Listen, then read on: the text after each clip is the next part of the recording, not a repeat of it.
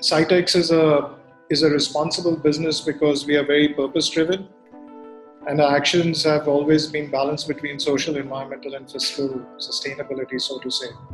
And we continue to prove the hypothesis that a business can be actually a force for good.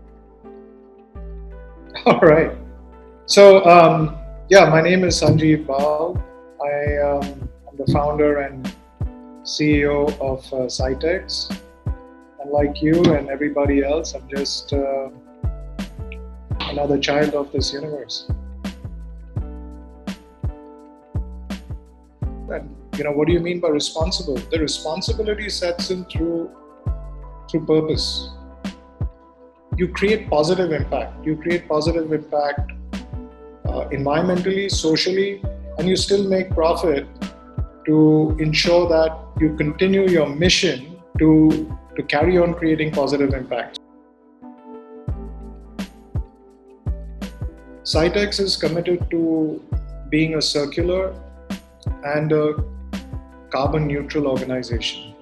So in our quest of achieving carbon neutrality and being circular, one has to think very long term. So it's all about long-term value creation. Traditional businesses, they look at it, I would say, short term because it's a labor arbitrage game.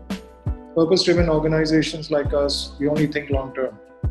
We've invested very heavily into upcycling, where we have the ability to take garments and upcycle them into beautiful pieces of art.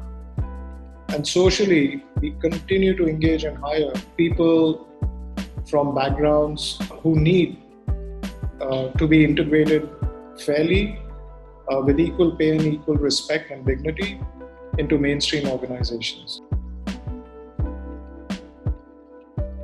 We all had to slow down, right? We all had to take stock. The business, the fashion business has been, I've said it before, it's been fractured. It's been overstretched.